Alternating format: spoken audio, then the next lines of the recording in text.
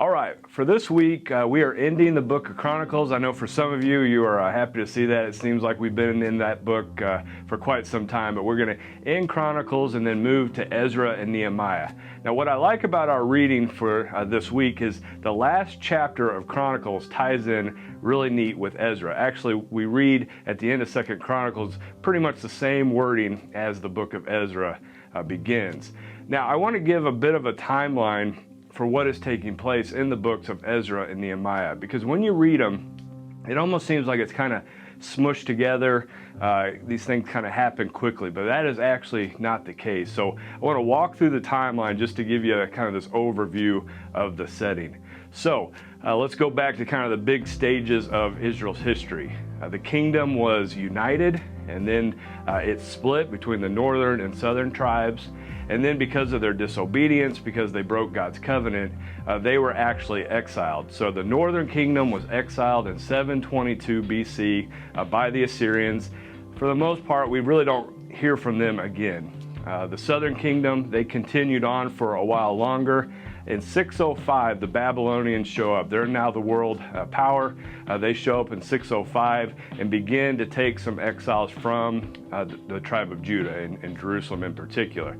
But they don't destroy the city and the temple until 586. Okay, so 586, they destroy the city of Jerusalem, they destroy the temple, and then they bring the people into exile. So really, there's just a small remnant that remains in the city of Jerusalem. Now, what takes place is the Babylonians are replaced or overthrown by the Medo-Persian Empire, and this happens in 539 BC. And the king who is leading this, his name is King Cyrus, okay? So in 539, he takes over. Now I want to read something to you from Isaiah chapter 44, all right? Isaiah 44, and it says this: "But I carry out the predictions of my prophets," this is the Lord speaking. "By them I say to Jerusalem, people will live here again. And to the towns of Judah, you will be rebuilt. I will restore all your ruins. When I speak to the rivers and say, dry up, they will be dry." And then listen to this: "When I say of Cyrus, he is my shepherd, he will certainly do as I say. He will command, rebuild Jerusalem. He will say, restore the temple." Now here's what's cool about this prophecy. This took place, this was written 150 years before Cyrus was born. So Isaiah gives this prophecy 150 years and gives the actual name of the king that will send the Jews back from their exile to rebuild the temple and to rebuild the city. And that's the main themes of Ezra and Nehemiah, because what we see in Ezra is that they rebuild the temple, and then when we move to the book of Nehemiah, they're rebuilding the city and the city walls. Now, let me continue on with the timeline here. So in 539, King Cyrus, they overthrow the Babylonians. In 538, he gives this decree, what we read at the beginning of Ezra. The people, about 50,000 of them, go back, and in 536, they begin to rebuild the temple. But because they face opposition, because they're kind of indifferent, this building project, which shouldn't have taken this long, actually takes around 20 years. And the temple is not rebuilt until about 516 or 515 BC. So what takes place in your reading is Ezra 1 to chapter 6. There's a little exception with part of chapter 4.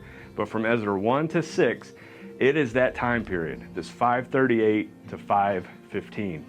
When you get into then chapter 7, it reads again like it just kind of happens immediately, but actually 60 years passes between the chapter 6 and chapter 7. So the 60 years passes, and then Ezra, the scribe, he shows up on the scene. And so he sees that the people are, things really aren't going that great. And so he is seeking to restore the community and really get things going. And then as we move into the book of Nehemiah, Nehemiah shows up about 13 or 14 years later, and then he is seeking to get the city rebuilt, to get the walls put in place. Now, if you're kind of familiar with Ezra and Nehemiah, these books, particular Nehemiah, they are used a lot for leadership, so ministry leadership or even business leadership. And there's some good principles here. Again, there's rebuilding of the temple, there's rebuilding of the city. The people face opposition, so there are some really good leadership principles here. But I think sometimes we can take that too far, because what we see is what we've seen throughout our reading is that there's this continual cycle where the people are obedient, they recommit themselves to the Lord, but then they fall away. Just like we saw in the book of Judges, just as we saw as we worked through 2 Kings. Again, the people do well, then they drop down, and we see this again in Ezra and Nehemiah. And so as we get to the end of Nehemiah, and this actually takes place in our reading next week, the last chapter, but you might want to go ahead and read it. It really kind of ends on this downer. The people, they've said they're going to recommit themselves, but once again, they don't. And Ezra, he's just pretty frustrated. He's pretty upset. Now, what's interesting is this is really the last historical record that we see until the New Testament. So it ends on this sad note. And then there's what scholars, they call the 400 years of silence, where there's no prophet sent. So what happens again at the end of Nehemiah, for 400 years, there's no prophet sent to the people until Christ comes and John the Baptist comes. And so the point is this, because it ends on this low note, because the people continue to break the covenant, even though they've returned, is that they are looking to the Messiah. They're looking to Jesus Christ, the one who can actually fulfill the covenant, the one that can give the people new hearts because they can't do it with their own power. We need the working of the Holy Spirit. And so it ends again on this low note, this downer, but it is looking forward to the day when the Messiah, Jesus Christ, will come, when the Holy Spirit will be poured out on God's people.